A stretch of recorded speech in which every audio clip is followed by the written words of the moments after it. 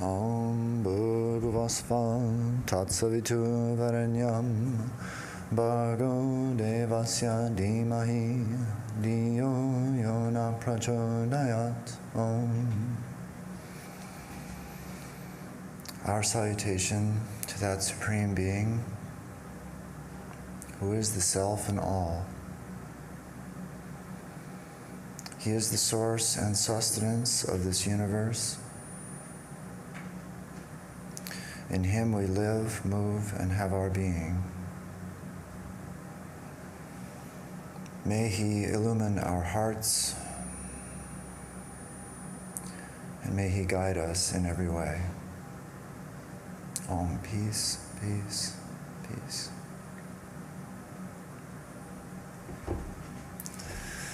Good morning. Very nice to see some familiar faces and some new faces today. My name is Swami Arupeshananda, and the title of today's talk is Why Yoga Part 2. And you might reasonably expect Why Yoga Part 2 to have something to do with Why Yoga Part 1. Actually, amazingly, it does. In Santa Barbara, I gave Part 1, which actually turned out to be Part 1 and 2, so I had no idea what I was going to talk about today. But then I got this kind of nuclear bomb question after the Part 1 and 2 condensed Part 1 in Santa Barbara. So that made me rethink things, and now I have what might actually be Part 3, but we'll just call it Part 2. So what was the question? Before I get to the question, I need to just sort of review a little bit what we talked about. So if I had to sum up the whole thing in a soundbite, it would be how to love people you don't like. That was a big part of the talk, how to love people you don't like. The idea was this was a step to universal love, which is the goal, right? Universal love is the goal. But in order to get there, we have to learn how to love people that we don't like. And in order to love people that we don't like, we have to stop picking apart the people that we don't like and criticizing people that we don't like and finding fault with the people that we don't like. So along these lines, I gave a teaching of Holy Mother, and I'll give it again. She says, people do not scrutinize their own minds. They only see others' faults. If they see their own faults and try to rectify them, then the tendency of seeing faults in others will not arise. People magnify their own qualities. They make their molehills into mountains, and others' mountains into molehills. How far away does this have to be from me before it stops buzzing? Okay. All right, well, I'll just continue. They are thoroughly occupied with their own so-called greatness and have no time to think of others. If one remembers... So can I just finish? Sure, yeah, anything. Yeah, sorry. This is... Yeah, it's terrible. Okay.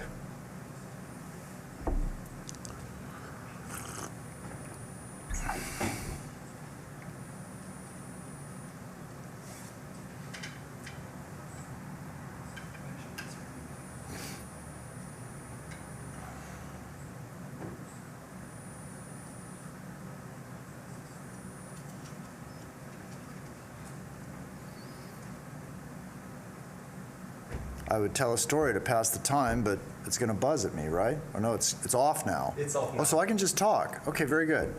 I'll just speak up.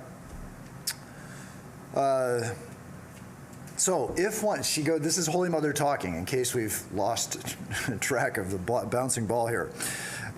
If one remembers that everyone belongs to the Lord, then one cannot help but love all. One relishes gossip and criticism when one does not see the Lord in all beings. As long as one does not try to make spiritual progress oneself, one's mind will be constantly agitated with others' affairs. So, there are many specific teachings here that Mother gives. Is this on? No. Okay.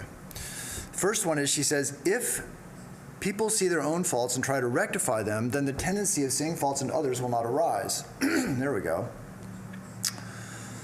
So, what is that? That is a practice, right? This is something we do in real time.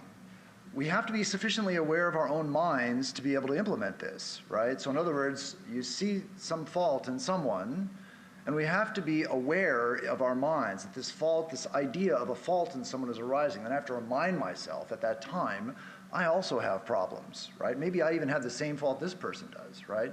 But I have to be sufficiently aware to do this. It's a practice. This is a yogic practice, right? And Mother says that if we see our own faults at these times and try and rectify them, then this tendency of fault finding in others will not arise. This is something that we have to try for ourselves, okay? It does work, it takes time, it's got its own schedule, but it actually helps, okay? She gives another beautiful practical teaching here. She says that if one remembers that everyone belongs to the Lord, then one cannot help but love all. That's another beautiful teaching, right? Because as soon as we're irritated with somebody, we think, oh yeah, this person is a child of God just like I am. This person belongs to God just like I do. God loves this person just like God loves me, right? So these are all, now this is not something you do once or twice, right? You understand that. This is something you do every single time you're confronted with irritation with your fellow being, right? So this is a yogic practice. Okay. So you may think, well, all right, but I actually don't really criticize people that much. I don't really have this problem. I don't know if anybody thinks that. Maybe you do.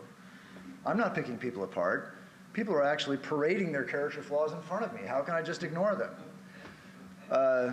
Or maybe you are ignoring them and you don't think that you pick people apart.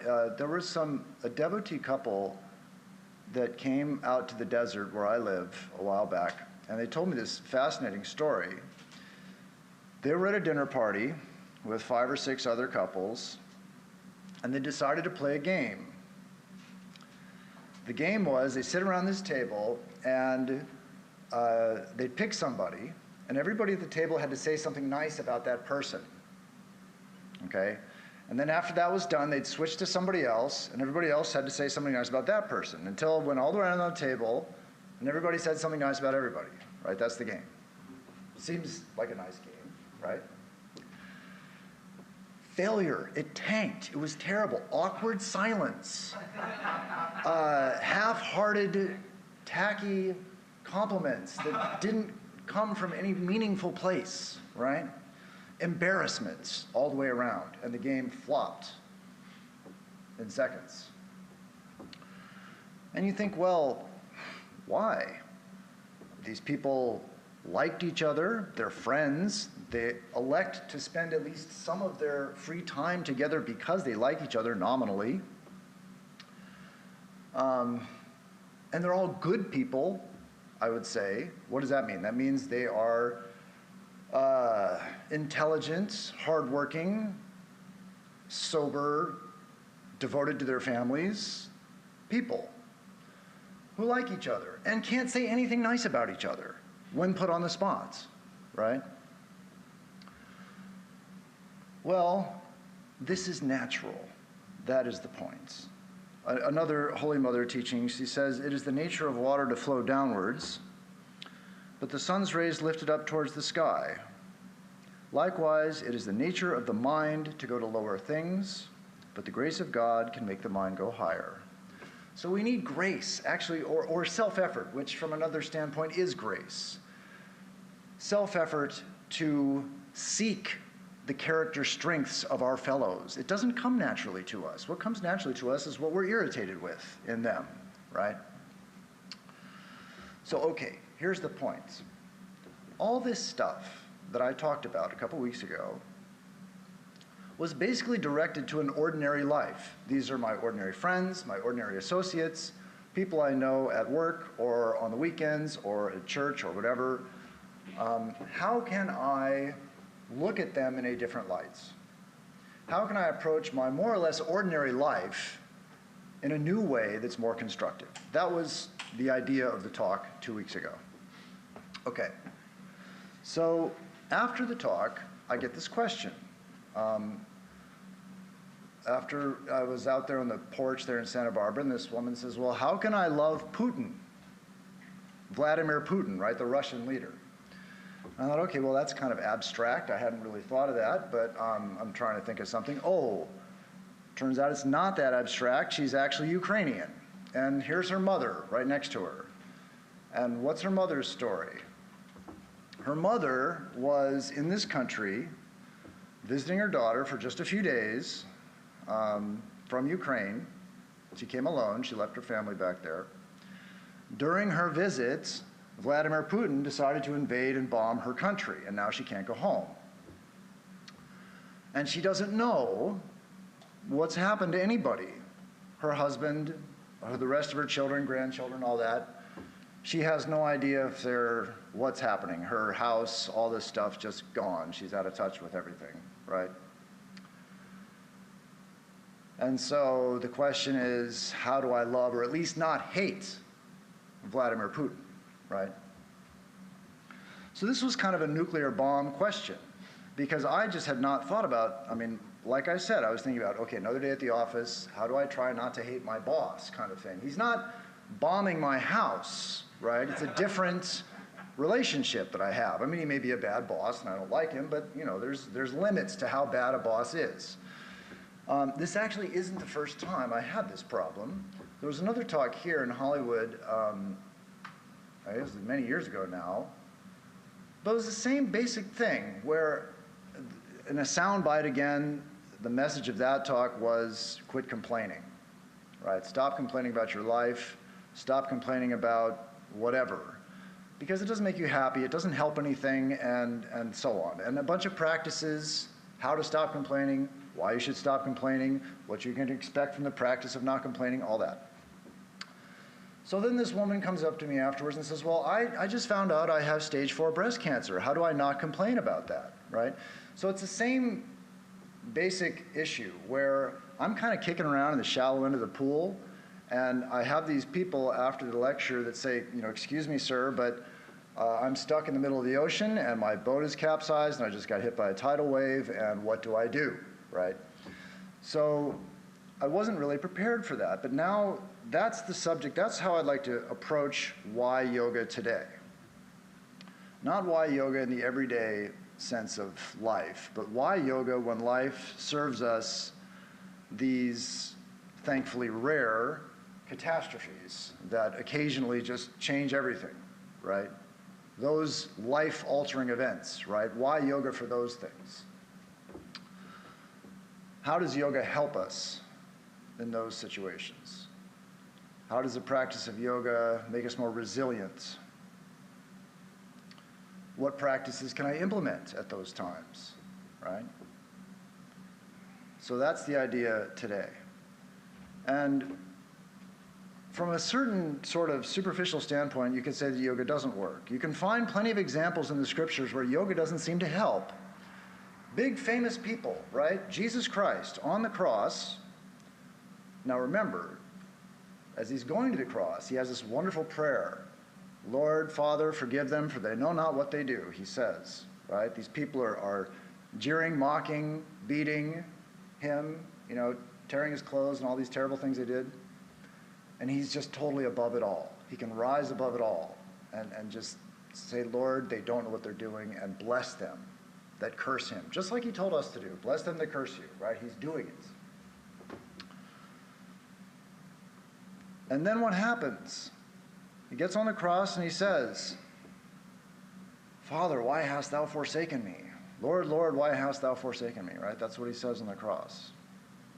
So it seems like the man who said, I and my Father are one, who according to Vedanta had the highest nirvikalpa samadhi experience, on the cross loses faith. So it would seem, right? Another example is Holy Mother, our Holy Mother, who I think probably most of you know is perhaps one of the most patient human beings who ever lived. So many people she was surrounded by that tormented her, both intentionally and unintentionally. And yet she always maintained her composure. She never lashed out at any of them. even she, on her deathbed, seems to lose it. By her own admission, loses patience with her caregiver. The caregiver is Bharati Prana. Bharati Prana actually became the senior Mataji at Sardamont. And at this time, she was Sarala, and she was a caregiver for Holy Mother. And so she tells a story. She says, I used to feed Mother her daily drink of milk and take her temperature. If she was reluctant to drink the milk, I used to say, then let me get Maharaj. Maharaj is Swami Sardananda. That used to work. She would drink the milk almost like a scared little girl. One time, she refused to take her milk, and I started coaxing her into drinking it as usual. But she continued to refuse. Finally, I said, perhaps we should ask Maharaj, Mother. With uncharacteristic aggression in her voice, she exclaimed, go and get your Maharaj. I'm not going to drink this milk. So she goes and gets Swami Sardananda out of bed and drags him into the room. And he comes and says, Mother, would you like to take some milk? And she says, yes. So then he looks at the attendant and says, then perhaps Sarala can feed you some milk. And she says, ugh, no, not her. All she knows how to do is nag. Mother, please drink your milk. And then she puts that stick under my armpits. The stick is the thermometer. It's like those two things are her only talents. No, I don't want her feeding me. Why don't you feed me instead? So at this, Sarala continues, she says, Swami Sardananda took the bowl from my hands, and my feelings were terribly wounded.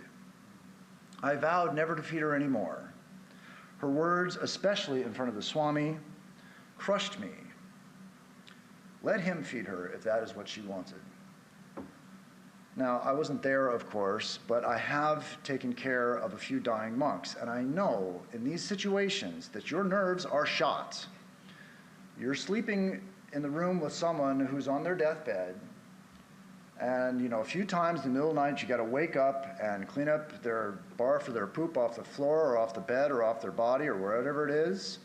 Really takes a lot out of you. It really does. I mean, you don't know until you've actually done this. You're tired and in the middle of the night and all this is going on. And then when they say something that's, not just sweet as milk chocolate, you are very susceptible to this.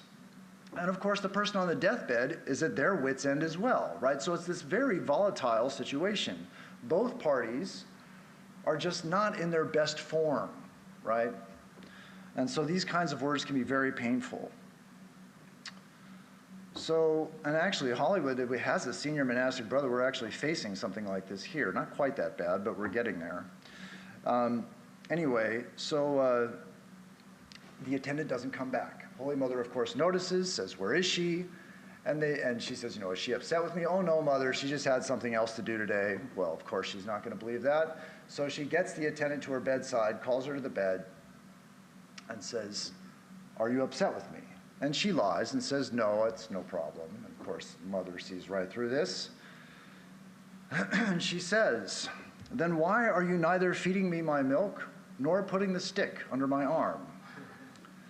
My dear, my constant illness has wreaked havoc on me, and sometimes I am unable to control myself.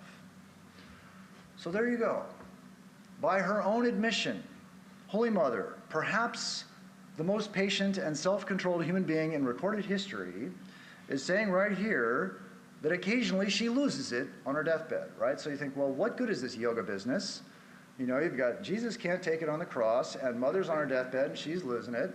Why would I bother with this stuff, right?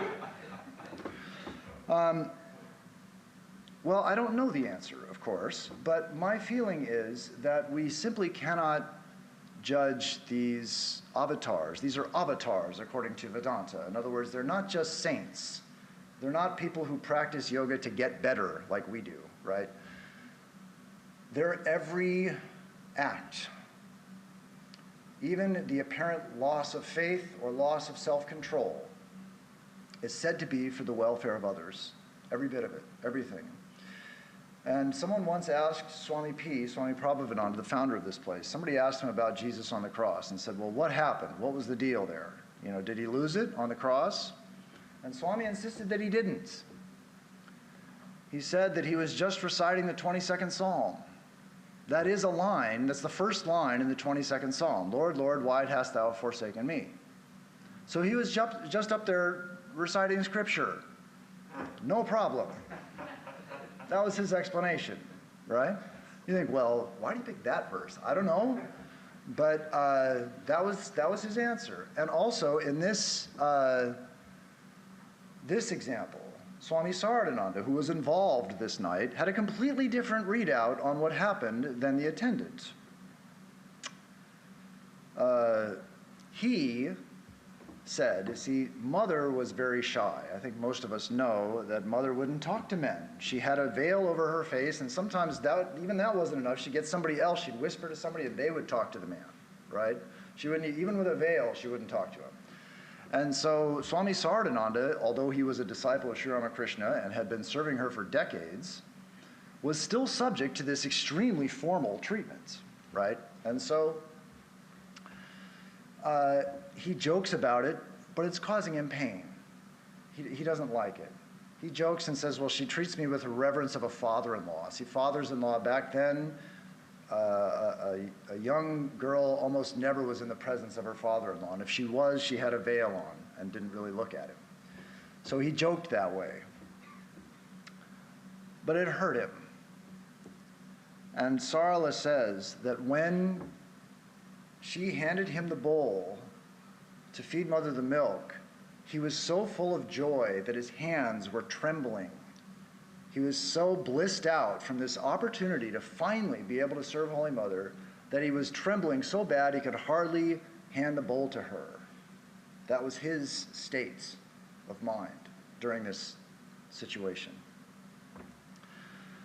And he said later that the only reason that Mother did this was so that she knew my pain. And so she wanted to heal my heart. And so that's why she accepted my service that night. Had nothing to do with being upset with the attendant. Of course, what about the attendant, right?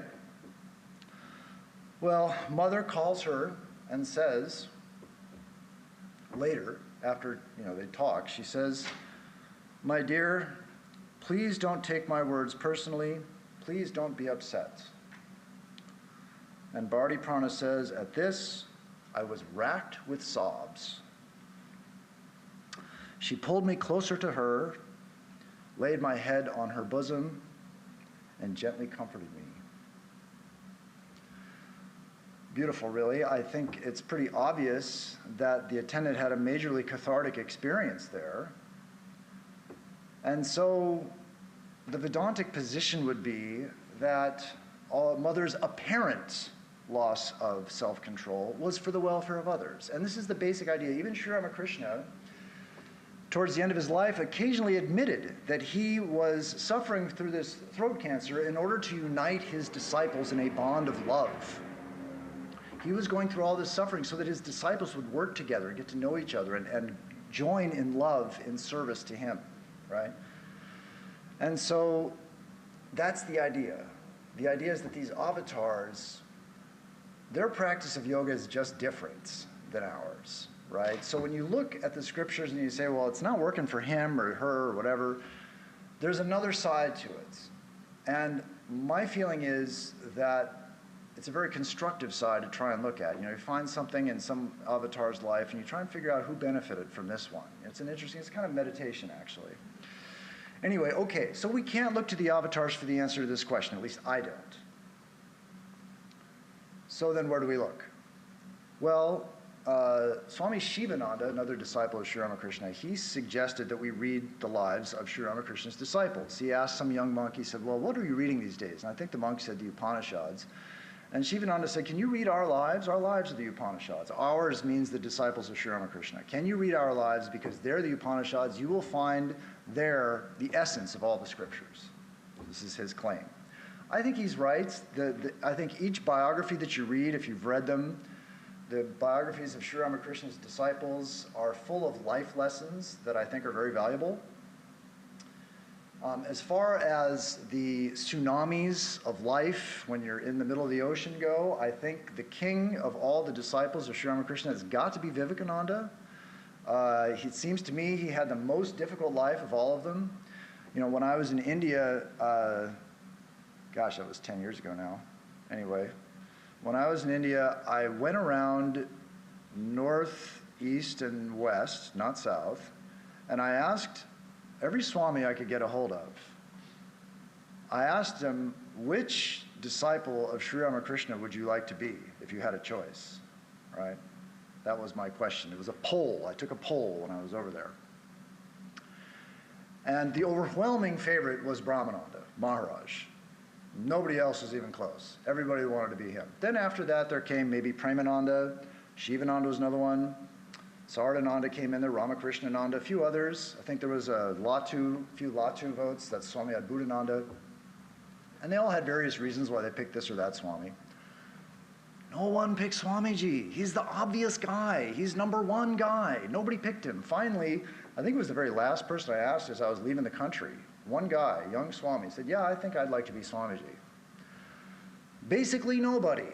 I mean, he came in dead last of all the disciples. Last choice guy, if just based on the numbers. And so why? Well, because he had a really hard life, I think. I mean, I don't know why, but that's what it seems like to me. And so, why was it so hard? I mean, I could pick so many, but anyway, for example, I think probably the hardest, at least in my mind, the hardest thing he went through is when he was about 21, his father died. He just turned 21, Dad died, and everybody's starving because there's no money. Dad was very charitable, lived very large, very generous guy, and left nothing for the family. And so, suddenly, Swamiji, who's had a kind of, relatively speaking, comfortable lifestyle, is faced with destitution and starvation, whole family. Not only that, but all the people who are benefiting from Dad's charity have now decided to try and steal the rest of their money. So his friends and acquaintances and family, they've all gone and tried to take away his ancestral property, bank accounts, all this stuff. So he's looking for a job, he can't get a job. He's going around door to door trying to borrow some money to feed his mother and his brothers. He's the oldest son, right? So he's expected to do this stuff. Nobody will give him a cent, right? Meanwhile, he's in court fighting for his property, okay? Now, this is a man who's been practicing yoga his whole life, right? And not only that, but it works for him. He's actually been getting results. It's not like me, you know, I sit in the shrine and what's happening here? You know, I still can't meditate after all these years, right? Well, not for him. He's having visions and all kinds of stuff from day one, right? He's this big yogi. So how does he respond to this terrible situation? What does he say? He basically throws God out the window. He pretty much gives up on God. He says, I began to tell people aggressively that God did not exist, and that even if he did exist, it was no use calling on him because it produced no results. That's what he said, right? So you might think, well, okay, what's he going to do now? And that's what other people thought. Well, you don't believe in God anymore, what are you going to do? And they started to spread rumors about it, that he'd been hanging around with derelicts and prostitutes and doing all kinds of terrible things, none of which was true. And it's not even really a reasonable extrapolation. Not all atheists do that, right? There are plenty of atheists that don't hang around with derelicts and prostitutes, I think. But the point is that if you're an atheist, you can live life on your own terms. I think that's why, at least in my experience, a lot of atheists put forth the arguments against the existence of God because they want to live life on their own terms. They don't want to have a God who's telling them what to do, whatever it is. It may not mean prostitutes and derelicts, but it means something, right? So, does Swamiji live life on his own terms after this, whatever that means? Does he decide to do that? No, he doesn't. He continues to practice yoga. He continues to practice self-control and concentration. Why? What is yoga? Yoga means, as I think we all know, the union of the individual soul with the Supreme Soul. Well, if you don't believe in a Supreme Soul, Why would you practice yoga? It doesn't make any sense, right? And yet he continues to do it. Why does he continue to do it? Well, again, I don't know. My feeling is that the reason he continues to do it is because it works. It works whether or not you understand your relationship with God. It works whether or not you think God is a nice guy or has treated you fairly. It works anyway. And back, of course, my life, is not nearly as difficult as the woman from Ukraine or the stage 4 cancer woman or Swami Vivekananda, but I've had a couple of tossings. And I think if I had to flag a couple of external events that were the most difficult for me, the first, well, I don't know, first and second, one would be the death of my father, and the second would be the crippling of my mother. The death of my father I can't really blame too much because everybody dies eventually. That just happens. But the crippling of my mother really seemed just completely unnecessary and incomprehensible. She had a failed surgery when she was 59, and after that she became a quadriplegic, and I could not figure out why. I'd been in the monastery about 4 years, and I was super happy there. So happy in the monastery. I remember, in fact, the morning that I found out about my mom's medical condition, it was a Sunday morning, and I think Swami Swananda was going to come and talk. And I was so grateful for my life.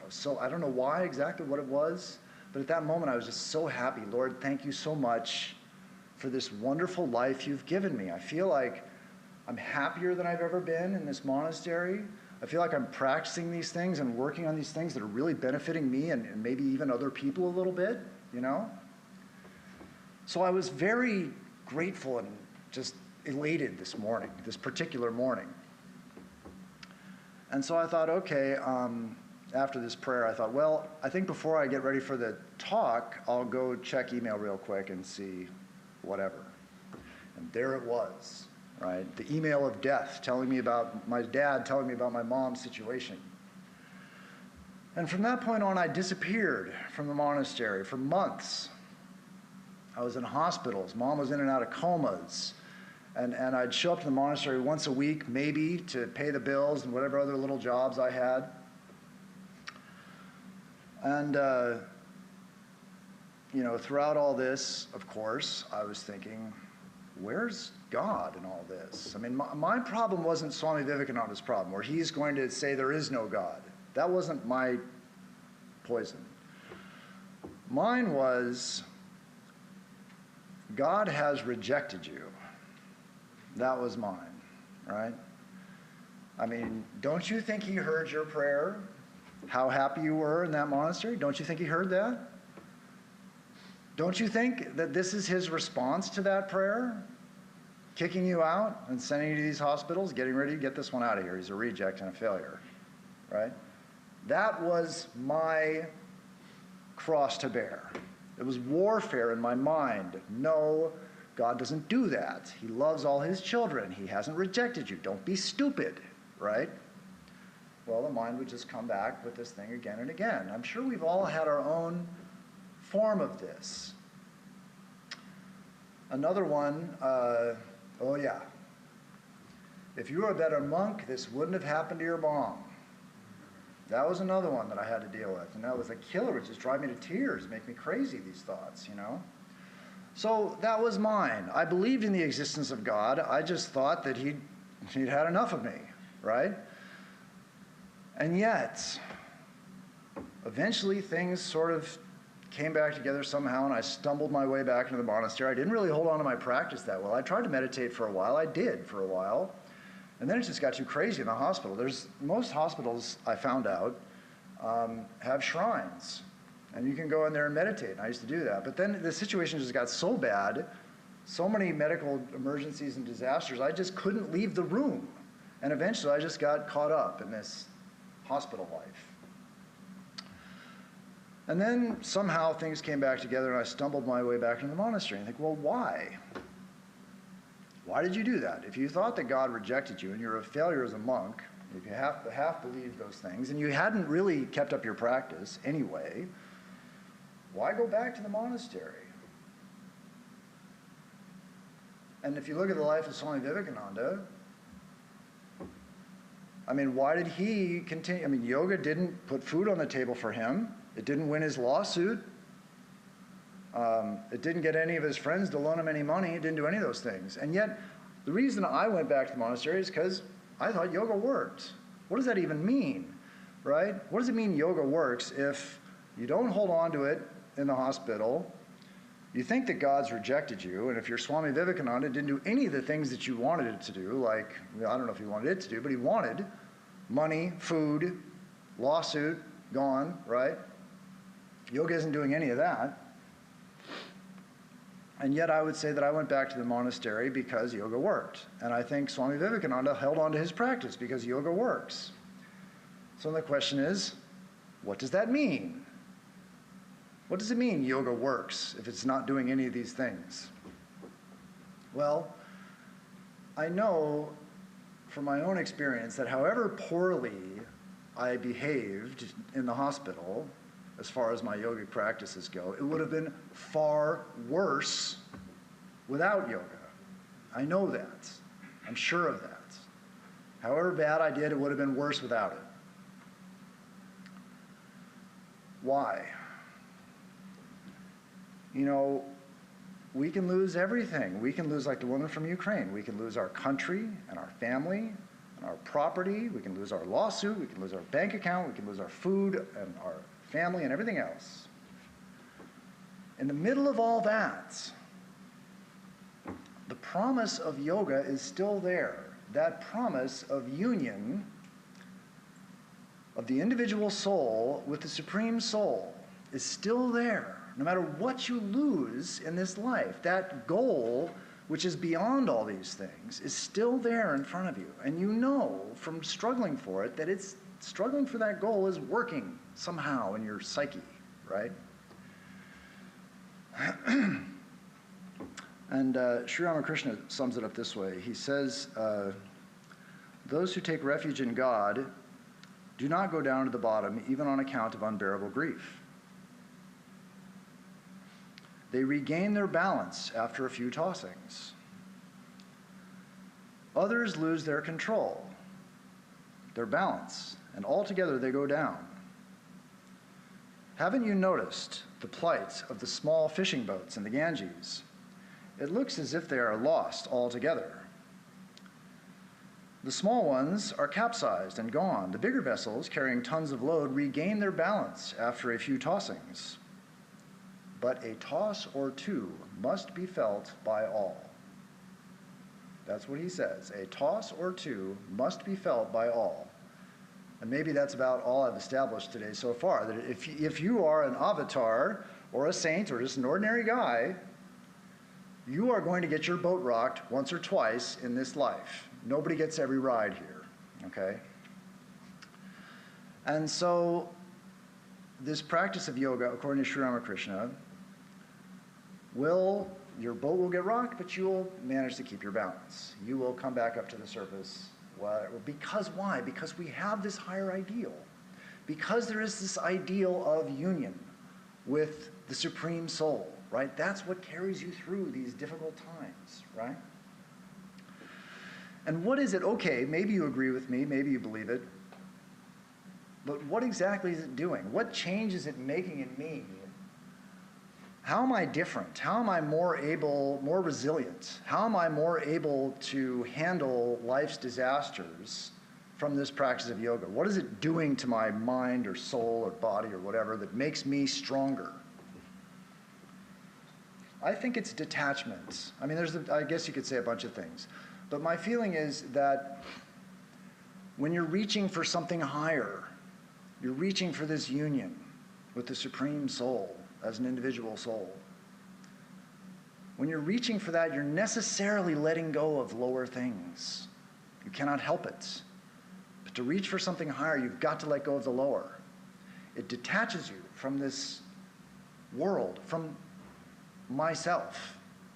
You know, about this time, when all this stuff was happening with my mom in the hospital, there was one time I was doing a puja in Trabuco. Just like here, they have daily puja, you offer the food and all that. One time I was doing puja there, and I'm out picking flowers for the worship, and somebody comes to me and they say, oh, the bookshop's been robbed.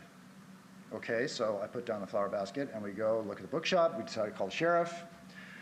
Sheriff comes, we go through the crime scene, and he determines who did it, and we decide not to press charges, and the sheriff goes back to the sheriff land, wherever he went. And okay, so then I pick up the flower basket, and it's time to pick more flowers. And then somebody comes to me and says, oh, Swami Tadamananda collapsed. I don't know what happened exactly, some medical emergency. We have to take him to the hospital. Okay, so we go check out Tadamananda. He was the abbot at the time. And we talk about this and that, and then it's decided I'm the one to go to the hospital. Okay, so I put down the flower basket. This time I'm not coming back, right? I'm not going to do the puja because I won't get back in time. So I hand the flower basket off to somebody else, and they do the puja. And I'm driving off to the hospital with Tadamananda. And I'm thinking to myself, you know, if I was in the world, you know, married with the children and had a job and all that, and in one day I had to miss work because my house had been robbed, and the sheriff had come and determined that, you know, somebody I knew had done it, and then the sheriff left, and then my wife or son or daughter collapsed, and I had to take them to the hospital, I would probably be on the verge of a nervous breakdown. I would probably be at my wit's end, you know, thinking that, I don't know what I'd be thinking. I'd be nuts. And I thought, you know, what is it here in the monastery? You know, it's just not that big of a deal. I mean, it's not an ordinary day. It's an unusual day. But, yeah, okay, so now we're going, you know, I mean, all right, somebody robbed the bookshop. And, okay, Tadamananda's going to the hospital. All right, here we are. And I guess I'm not doing puja. Okay. What's the difference, right? And the only thing I could come up with is that the bookshop wasn't mine, you know? It wasn't mine. Tadamananda wasn't mine. I mean, at the same time that all this is happening, I'm going through this, close. I don't know if, I think it was close at the same time. I actually don't remember now. Very close. I'm going through this with my mom, and it's just eliciting a completely different response from me, right? I'm at my wit's end about my mom's condition in the hospital. Now, I loved Swami Tadamananda. I was so grateful to have him in my life. I genuinely tried to keep him alive as long as I could because I valued his influence on my monastic practice. I thought he was an exemplary monk. And so I can't say that I was indifferent to his condition. I wasn't. I cared about it profoundly. And yet, it just didn't cause the same misery in me that Mom did. And with the bookshop, no, it wasn't mine, but I wasn't indifferent. When the sheriff came and he went through all his stuff, I actually kind of enjoyed it. I thought, because he was kind of Sherlock Holmes a little bit, you know, and he had this thing, he went through all these little clues and details he had, right? And I thought, wow, I never really thought about it like this, and I learned a lot from the sheriff, you know? And I think I mean, if it had been my house and somebody robbed it and the sheriff came, I would have been full of this idea of I've been violated, my stuff, and how could so-and-so do it, and all that, right? All these thoughts would have clouded my ability to interact with the sheriff. I wouldn't have been as good. In other words, the detachment does not mean indifference. It doesn't mean indifference. Having detachment does not detract from our ability to perform well in real time. In fact, I think it enhances it. I think I did better. I think I was better with Tadamananda. I was less emotionally involved and more able to deal with the doctors and what was actually happening than I was with my mom. Because there were so many emotions there that I actually didn't think as clearly. So I think that is what the practice of yoga gradually builds in us. And these little practices that I gave in those talks about, you know, how to do this or that, and what we're doing is we are fighting the mind's natural reaction, which is attachment. And we're trying to direct it in another way. That ability, that attachment that you are letting go of and pushing aside, and the detachment that you build up, I think, is what helps us in these disasters that we're faced with in life. And in all fairness, I still haven't answered the Ukrainian woman's question, because she didn't ask me, how does yoga prepare me for Putin invading my country? She didn't ask that question. What she asked was, he's invaded my country, what do I do now? You know, I've been hit by the tidal wave, now what do I do? That was her question, which I still really haven't gotten to. I've talked about so far today why yoga helps us to prepare for these kinds of situations. Her question is, it happened already, what do I do? And of course I was completely unprepared for this, as well as the woman with the breast cancer. I just hadn't envisioned anything like this as a question, response to these talks. And so I stumbled around for something or other. I don't know what I said. Years ago, I forgot that answer entirely. This one was just 2 weeks ago, so I still remember. Eventually, something occurred to me that I thought was on point. And that's this. Why are we doing all these yogic practices in the first place? These little things Mother says, look to your own faults. Instead of when you see somebody else's faults, then remind yourself that you have maybe a similar fault or something that you need to work on too. Remind yourself when you're irritated with other people that they are also children of God. They are also loved by God. Right? They also belong to God just like you do. Remind yourself of this as many times as you can when these things come up. These little practices, what do? What they do is they purify the mind. That's what they're supposed to do, is purify the mind. Why do we want the mind purified? Because the purified mind is much easier to concentrate than the impure mind. The impure mind generally can only concentrate on objects of desire. If you want it, the impure mind says, get it, and you can focus on it and do it. But if you decide that you don't want it anymore, whatever it is, and the impure mind wants it anyway, it's going to fight you, and it's going to be ugly. And trying to get the impure mind off of that object of desire, whatever it is going to be a warfare. So the idea is that we practice these things so that the mind can be purified. Then once the mind is purified, it can be directed to concentrate on an object chosen by the intelligent will, or buddhi, right? So we can choose. Don't focus on that, focus on this, right? The intelligent will can direct the mind to concentrate on what it decides to concentrate on. Much more easily if the mind is purified. That's why we do this. So the idea is that at that point, we direct the mind to focus on God, and enlightenment follows. Right? That's the idea. That's why we're doing this. So what has this woman from Ukraine got? She has another opportunity to gather her whole mind, because the misery and the anxiety that she is feeling about her whole life that's gone, that has vanished from her mind, all these people and this history and the places she went and the things she did, as far as she knows, gone forever, right? This has brought an intense wave of misery in the mind. A strong enough wave of misery in the mind, called a vritti, right? A wave in the mind, a strong enough wave in the mind of misery to gather it entirely, right? You see that. I think probably, maybe not all of us, but a lot of us have once or twice in our lives been sufficiently miserable to be entirely focused on our misery. Perfect concentration on just how miserable we are. No other thought in our minds. So what does that mean? That means that whole miserable mind that you have, you can bring to God. Dear God, help me. Help me. Lift me above this situation. Right? See, this reminds me, Mother has this great teaching in this connection. She says, everybody says regretfully, there is so much misery in the world. We have prayed so much to God, but still there is no end of misery. But misery is only the gift of God.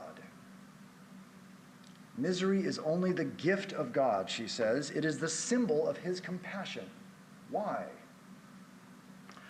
Because when you have that misery, you can bring your whole mind to your prayer, right? Most of the time, we pray, oh Lord, I'd like to be devoted and full of love for you, and lift me up above this mundane world. And gosh, there's some really good potato chips in the pantry, and I think after I'm done, you don't say that part, but your mind thinks, there's some good potato chips in the pantry. I think I'll have some of those after I'm done praying.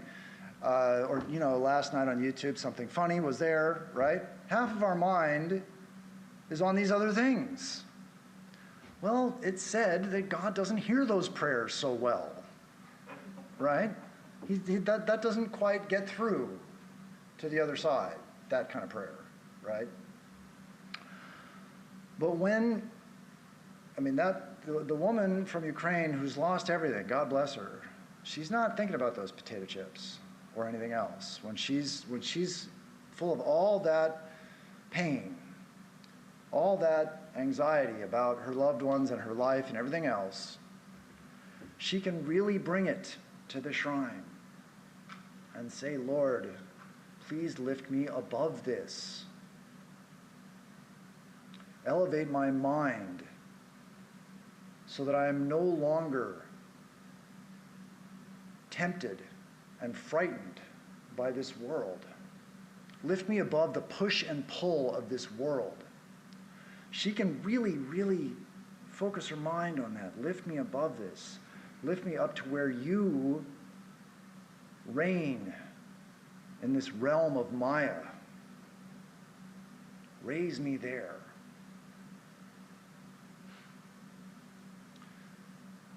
That prayer might actually get heard.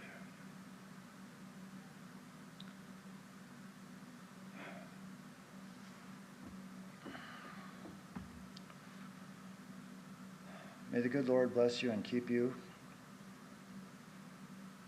May he make his face to shine upon you and be gracious unto you. May he lift his countenance upon you and give you peace.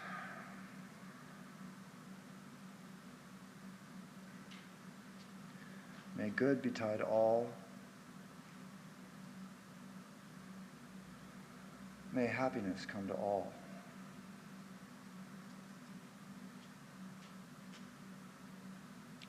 May all see the face of truth.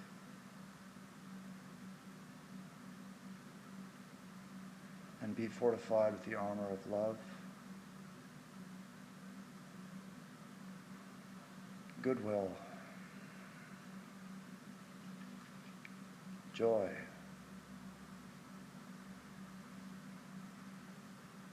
and understanding. Om, peace, peace, peace.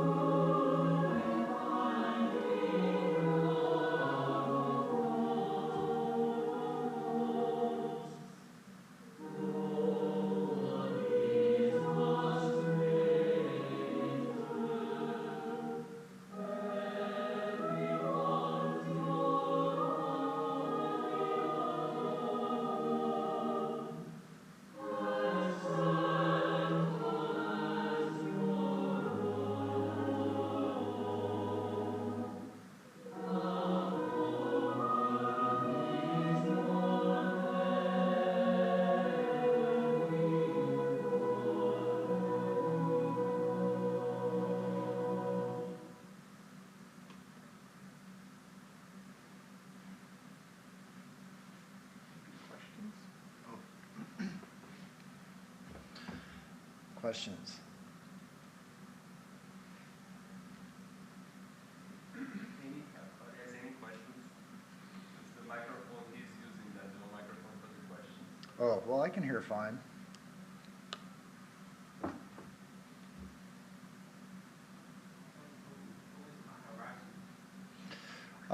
Well, there were a few Maharajas I spoke about. So the Maharaj in the story with Holy Mother, that Maharaj, that was Swami Sardananda. And then there's the Maharaj in India, when I went around and asked everybody what disciple of Sri Ramakrishna they wanted to be, that Maharaj is Swami Brahmananda. Swami Brahmananda, bottom left on the shrine there. Also, yeah, okay, back there, maybe you can see it a little better. Another picture of Swami Brahmananda. Swami Sardananda was another monastic disciple of Sri Ramakrishna. He was Holy Mother's personal attendant. And so in India, and even in this country, monks are frequently called Maharaj. So it's kind of a generic term in that sense. But Swami Brahmananda was especially called by everybody Maharaj. I don't know if I can explain it any better than that. Generally, monks are called Maharaj, so it can be confusing. So that's a good question. So yeah, there were a couple different Maharajas there. I should have maybe clarified that, sorry. Yeah. The way to love Putin is to become Putin. Yeah, to become one, right? That's the idea that actually in Santa Barbara that we talked about is this oneness, right? That's the goal of spiritual life, is to realize that oneness. And how do you do that? You do that through love, right? So the idea is that your love, first there's me, and then there's the person or the thing that I love, and then there is love between us, right?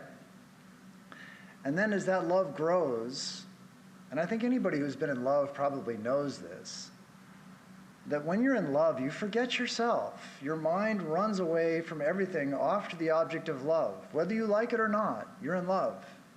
And so the mind runs off to its object of love. And when the love becomes so intense, it is said, you forget yourself entirely. So yes, to love all. To love Putin is to love all. To love all is to love Putin and everybody else. And so yes, that's the ultimate goal of yoga, is to realize that oneness. And that oneness we realize through the practice of love. And to start that practice of love, what we want to do is try to love the people that we don't like, which is what the talk in Santa Barbara was about, just how to do that. So yes, I agree with you that the way to love not only Putin but everybody else is to find that universal, that oneness. And the practice that Mother offered to find that oneness starts with trying to love people we don't like, which starts with trying not to pick apart the people that we don't like.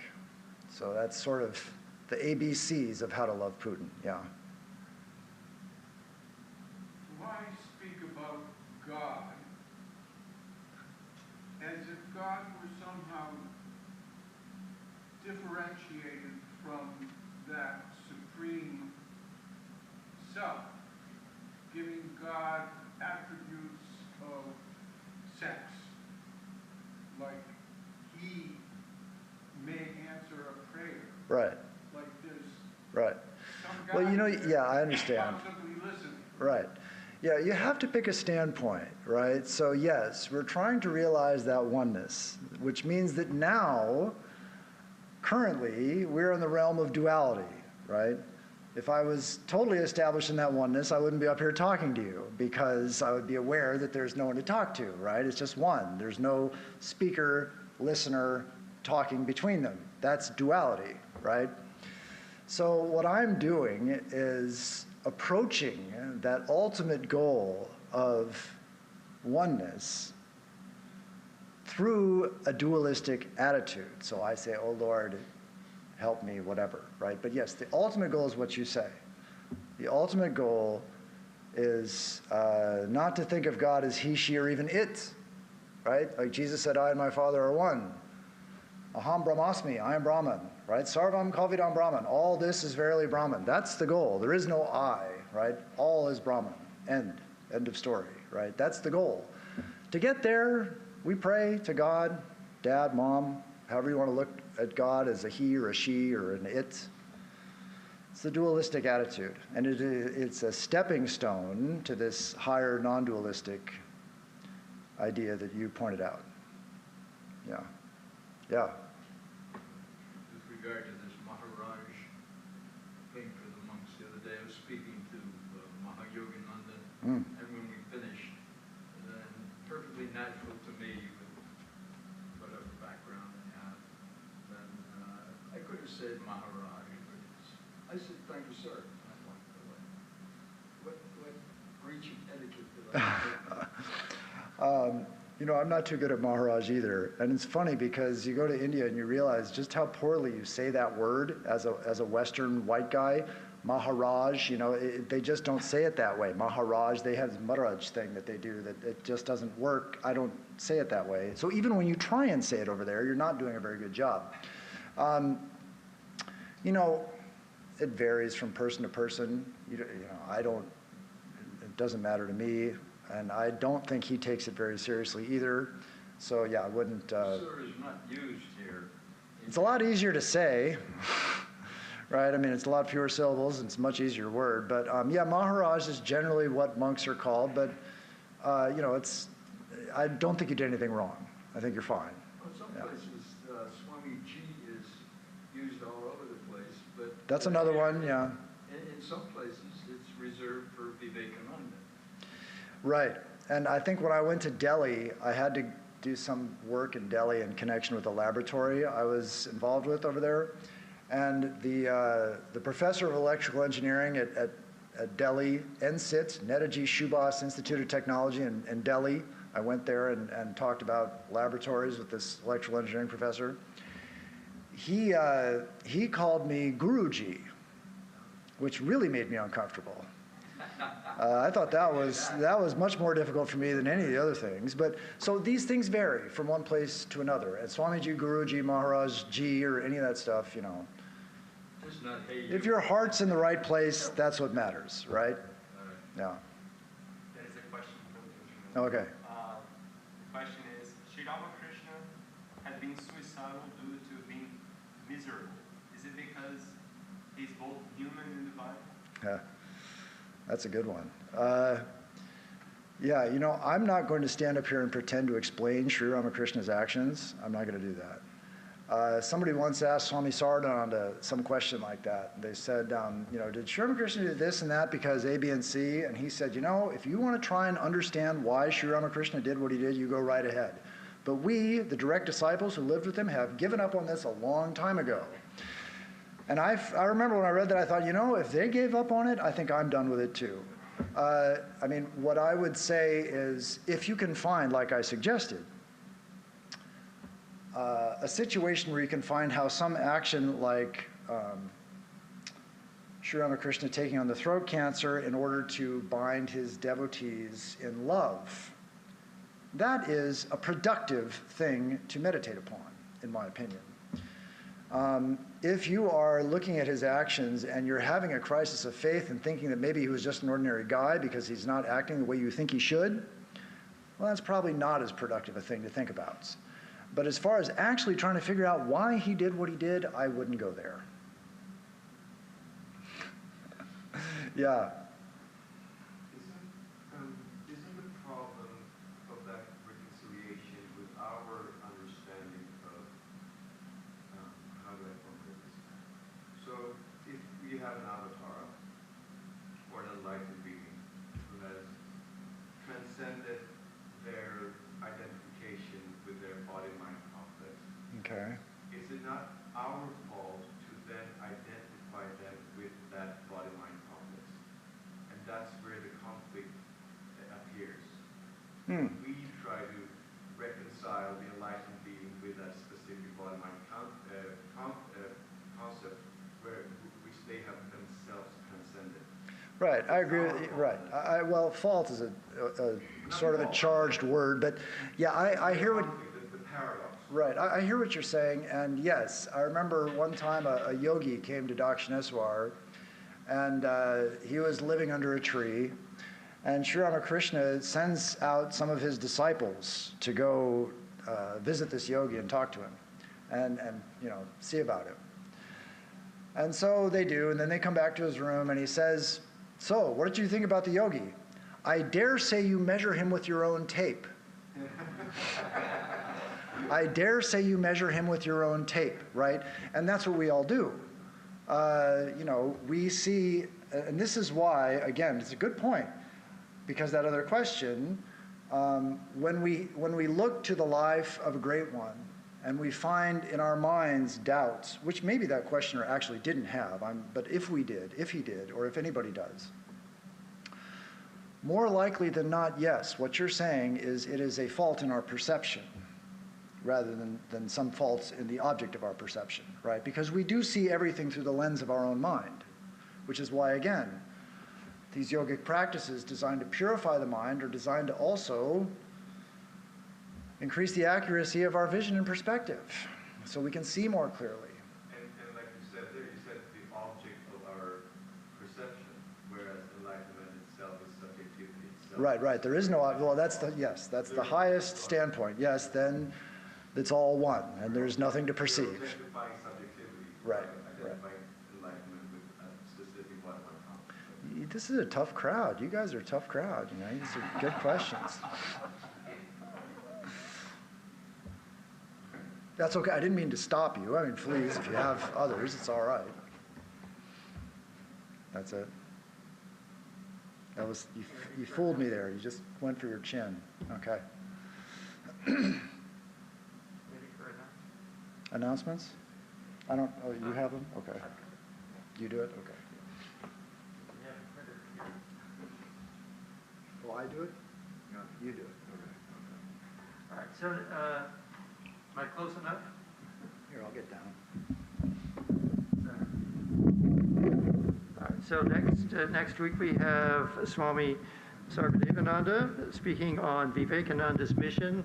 This year is the 125th anniversary of the founding of the Ramakrishna Mountain Mission. Then, of course, we have our usual classes. Tuesday in the afternoon, we have the Srimad Bhagavatam, Swami Sarvadevananda again, and then continuing in the evening at 7:30 with the Shanti Gita. Wednesday is our gospel class. Thursday will be Vivekananda's Karma Yoga with Swami Mahayogananda, and Friday is the Living Wisdom of Swami Abhedananda, and we're doing the 4 yogas there as well. We'll be finishing Raja Yoga and then going on to Karma Yoga, so we get 2 perspectives on Karma Yoga. And this next Saturday is the annual members meeting. If you are a member of the society, it means you filled out an application and got accepted, then we hope that you will attend by Zoom for the annual meeting. Yes? Oh, they switched. Okay, thank you. They haven't got that in my notes yet. All right, thank you very much.